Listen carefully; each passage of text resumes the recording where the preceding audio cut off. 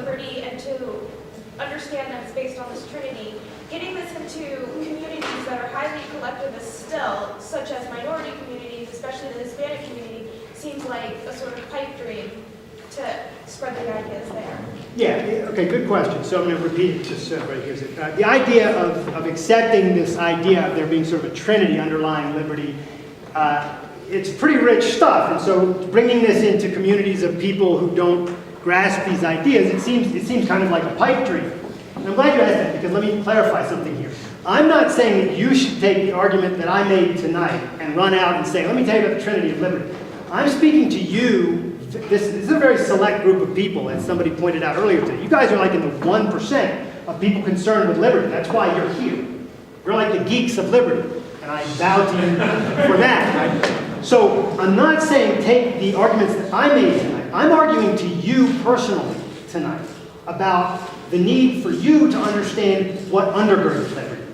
It's not the case that liberty is an axiom, or that the principle of individual rights is an axiom, or that the non-initiation of force principle is an axiom. All of these things depend on moral arguments. And if we advocates of liberty want to get out there in our communities with other people that we want to change the minds of, first of all, when we're going to change people's minds, we have to say, well, what's the context of this audience? What do they know, and what do they need to know in order to move in the direction of embracing liberty? So you're never going to have a canned argument for a group anyway. You have to always say, who am I speaking to? And tonight I know who I'm speaking to, and I know substantially what you guys know, and I think I know a few things that you need to learn. So that's why I took that angle. When you go out, what I think you can do with the material that I've provided tonight is, if you will read up on what undergirds liberty morally, and I think what you'll find, what I would advocate there is read Ayn Rand's work, particularly in the nonfiction, The Virtue of Selfishness, which is an argument for why self-interest is good and moral, and why you should embrace that, and why you should reject the idea of self-sacrifice as being moral. In a nutshell, it's simply this: human life depends on the pursuit and achievement of values, not on the giving up of values. If you give up your values consistently, you die. If you pursue and achieve your values, and if you respect the rights of others to do the same, we can all live beautifully and in harmony. So what I'm urging is for you to read up on these moral ideas so that you can understand a moral code that is in sync with and that supports the principle of rights. Because right now, if you're embracing the idea that being moral consists in self-sacrificially serving others, then you're going to run into the very problem that Kant points out, which is that the principle of individual rights, by licensing pure selfishness, is incompatible with morality, if that's what morality is. And this is pretty close to obviously true. So what I'm saying is, I do not accept that being moral consists in self-sacrificially serving others. I think that's completely false. But that's a big argument to make that case. And my goal tonight wasn't to make the case, but to encourage you to look into that. Now, I have also written a book on this subject. It's titled Loving Life, and it's subtitled The Morality of Self-Interest and the Facts that Support it. And it's a systematic introduction to Ayn Rand's ethics that I think you'll find very helpful in this regard. And it ends with a chapter on politics and individual rights. And it shows how a free society, a society of rule of law and individual rights, and essentially what the founders intended, is supported by one and only one moral code, and that is the morality of self-interest. So that's what I'm trying to get you to do. And then once you understand those ideas, then when you go out and start talking to people, you won't go in and the Trinity of Liberty is kind of a hook to get an idea here that there are three fundamental things that an audience like this needs to understand. But once you understand a moral code that undergirds liberty, you'll go out and you'll have your own words and your own ways of discussing with people. You'll say, look, I can give you an idea of a future conversation you'll have. You'll say, look, it doesn't make any sense to say that we should sacrifice our values. If you give up the things that your life depends on, you're going to suffer and then die. Why not recognize that everybody needs to pursue values and recognize the rights of everybody else to do that, and then we can all live in harmony. See, that sounds very logical. But you're not going to own that argument until you've studied it. So I urge the studying of it. Yes? What's your opinion of voluntary forms of collectivism, like communes, workers' co-ops, and the like? Okay, good question. what is my view of voluntary forms of collectivism, such as communes and workers' collectives and the like? I have no problem with them. Certainly I have no political problem with them. If people want to get together and pool their resources to grow vegetables and eat the vegetables together, I mean, that's fine. I wouldn't even be morally opposed to such a thing. I mean, you know, necessarily, depending on the rationale behind it. I mean, I'm certainly morally opposed to communism. But the idea of getting together with people who enjoy, I mean, what do you have a gardening club and you like once every summer to go off for 2 months and live off the land together just for the kicks? I mean, there's certainly nothing wrong with that. I have nothing against any kind of coming together of individuals to do things that are good for your life and that you enjoy. I mean, the purpose of morality, according to the philosophy that I embrace, objectivism, is to live your life and love it. So as long as it's toward that end, I have no problem with those. If the idea is, well, we really shouldn't live as individuals, we should really sacrifice to a more important thing called the collective, then I'm morally opposed to it, because it's just not true, and it's a bad way to look at life. It's not good for your life to look at life that way. So I would be morally opposed to it, but I would not say that they don't have a right to do it. The principle of rights means that everybody gets to act on their own judgment so long as they don't violate other people's rights by means of force or fraud. That's what it means. So whether I like what other people do or not is irrelevant. So for instance, if I don't like people living in communes for bad ideas, it doesn't make any difference. They still get to do it. If a religionist doesn't like homosexuals forming a contract of marriage, it doesn't matter what that religionist thinks about homosexual marriage. It's not his business. They get to do it.